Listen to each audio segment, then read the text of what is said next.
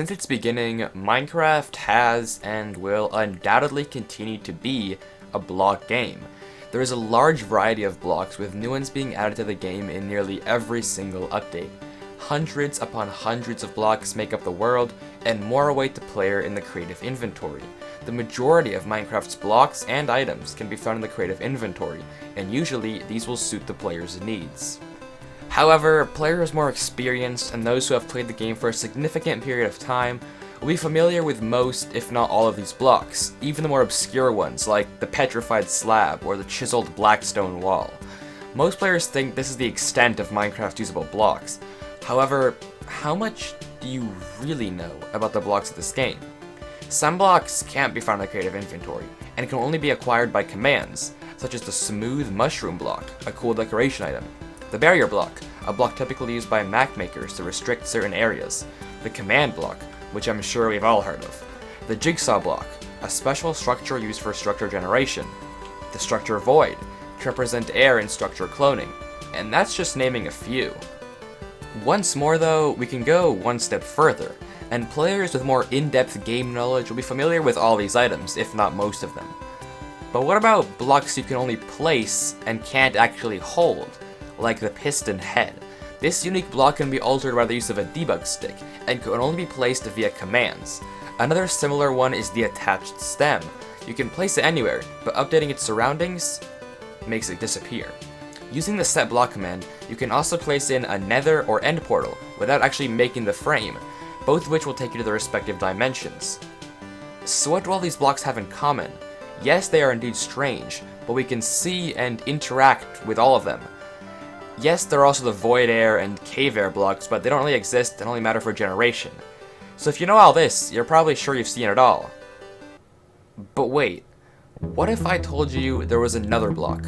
A block so mysterious and strange, I'm willing to bet that a huge majority of the Minecraft player base has never seen it, nor heard of it. A block with a special classification, one that can only be placed by the set block command and is invisible to the player. Its existence only proven through the strange and wondrous features I will show you today. This is the story of Minecraft's mysterious ghost block.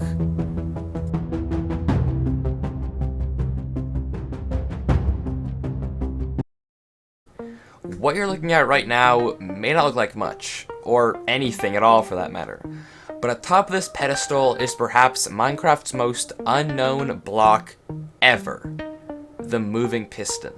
Now you may be thinking, what? This dude's pulling my leg, he's making this up, there's nothing there. Well, I would think so too, but this secret block has many special and interesting features that prove its existence. For instance, check out this water. It's staying still, right? Not flowing. But wait, Wifies, there are just barriers around it. Well, there is a barrier, but that barrier isn't a barrier block. Because watch, I can just run through it.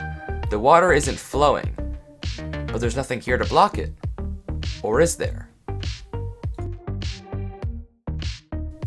Now, look at this pedestal again, this obsidian one, blast proof. And watch what happens as I right-click on this area with a block. Okay, because I don't have keystrokes on, I'm like doing it like this with voice because I think it'd be really suspicious. Just because you could claim, oh, I'm not right-clicking. So I have the grass block. I'm gonna hold it outside of the screen. Yeah, you can say it's not unplugged. I'm not. You can try this for yourself, but I am in fact right-clicking. Now I'm gonna left-click. Left-clicking. I'm gonna left-click on the area. I broke the obsidian. Excuse me. Left-clicking. Nothing's there, and now I go to right-click again.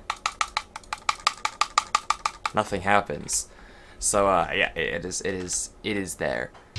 But watch what happens as I lay a TNT adjacent to that location. I won't cut, so you'll have to bear with me. But look. Alright, once again, we're doing this with voice, just for simplicity's sake, with no cuts to prove this is real. So right now, I am right-clicking. Nothing's placing. Left-clicking. Still can't right-click place on the area, so I can't place anything there. Now I'm just going to light a TNT next to it. Can wait for it to go off. I'm not cutting anything. And now, I can place a block there. perfectly fine. So what happened? Did the TNT cause a glitch? An update? No. It blew up the moving piston. Because the moving piston can't be interacted by the fist. It can't be broken. But it does exist in some weird limbo state that we'll get to, and one that can actually be blown up by the use of TNT, which I think is really interesting. And we'll get to why that is in a bit. Well, if that wasn't evidence enough, the moving piston also has a sound. Can you guess what it sounds like? Does it sound like redstone? A piston moving? We all know what that sounds like, the annoying piston extension. No. It sounds like stone. I guess Mojang chose stone because it's pretty much the most basic sound in the game, but yes, the moving piston makes a stone noise. How can we prove it, you may ask? Using the set block command and the destroy function associated with it. You may want to turn your audio up for the sound parts coming up, but I'll try to make them as easy as possible to hear. When using the set block command, a block doesn't actually make a sound when it's placed, and this is important to know. However, there is a feature of set block that does in fact make a noise. Destroy. When using the destroy function, the block being replaced by the set blocked block, or the block that is being set by the set block command, I hope that makes any sense, the block being replaced actually breaks, instead of just snap being replaced, or something similar.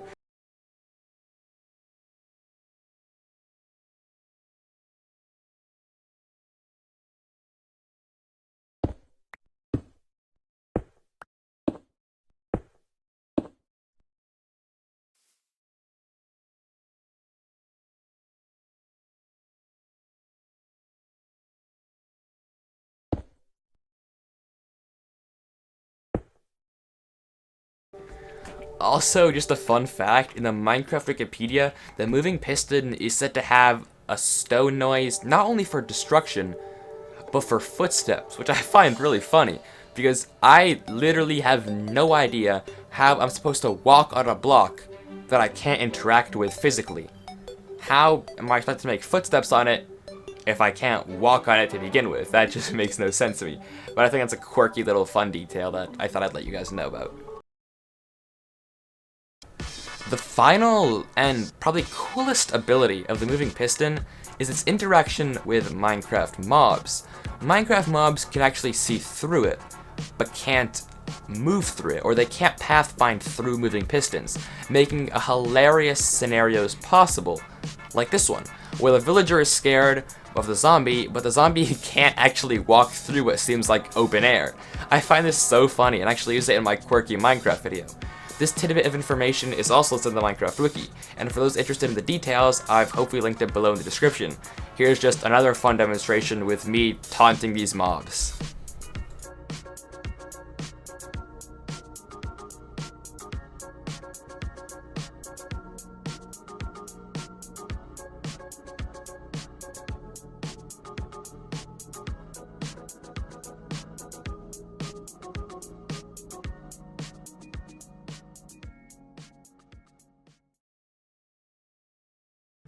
So now we get to the interesting portion of the video.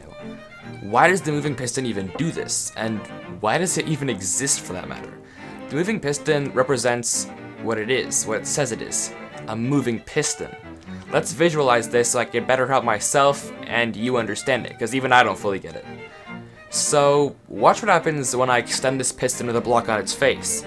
It extends, like it should, nothing special. But from a technical standpoint, from a game designer standpoint, it's not clear how one would program this smooth extension animation. Even if it's quick, it's still there. There is an animation of the piston extending. So how is it doing that? The moving piston itself refers to the motion of the piston and its stroke. The moving piston isn't stored as a normal block in the game, because it varies in how much of a block it takes up every given frame. In one frame, the piston is extended to a certain extent. It's like taking up this much of the block. In the next, it extends a bit further, thus occupying more of the upcoming block on the extension, and less in the retraction. Because think about this. Look at this block I'm pushing. It's not occupying, when it's in the middle, where is it? Is it in this block? Or is it the one it's about to take up? When it's retracting, is it in its original location? Or is it back in front of the piston? Where is it? How does the game store a block that is in between two other blocks? That doesn't make any sense. And that's what the moving piston is for. The moving piston is labeled as a block entity. A block with additional data associated with it, it stores more information. Similar blocks include a chest, or an end gateway for example, which both store more information about themselves. The chest stores its contents, or if it's locked or not, and the end gateway stores about its teleport location, and if to show the beam or not in case of a portal to Shulkerland. Looking through the moving piston's information, you can see one of the things it stores is progress, showing how far the piston is extended. It stores both the block being pushed and the piston head, so after the animation is finished, the moving piston is overwritten with either air, in the case of a retraction, a block, in the case of an extension, and the piston head, also in the case of an extension, when the piston takes up 2 extra blocks instead of just 1. Or, at least that's my interpretation. I'm not a technical Minecraft player, and definitely not to that extent, so take everything I say with a grain of salt. It may be a bit off. But that's really all you have to know about the moving piston. It's a very interesting block, and one fun to explore, especially those interested in the inner workings of Minecraft. It's extremely fun to consider the potential of the moving piston. Plugin and mod designers can use it to make force fields to keep mobs away. Builders can make fun sculptures with water or lava that seem to defy physics and gravity without the use of barriers. And event hosts and map makers can use it to limit where the players can place blocks, even in survival, by coating the floor and walls with moving pistons instead of setting everyone to adventure and restricting them entirely. However, that wraps up today's video. It was a bit quicker, but I want to talk about this block for a while because, like, no one does. So yeah, I hope you learned something, I hope you enjoyed, and if you did, subscribing would be amazing, thank you. But once more, thank you so much for watching, and I will see y'all next time. Peace out, have a good one.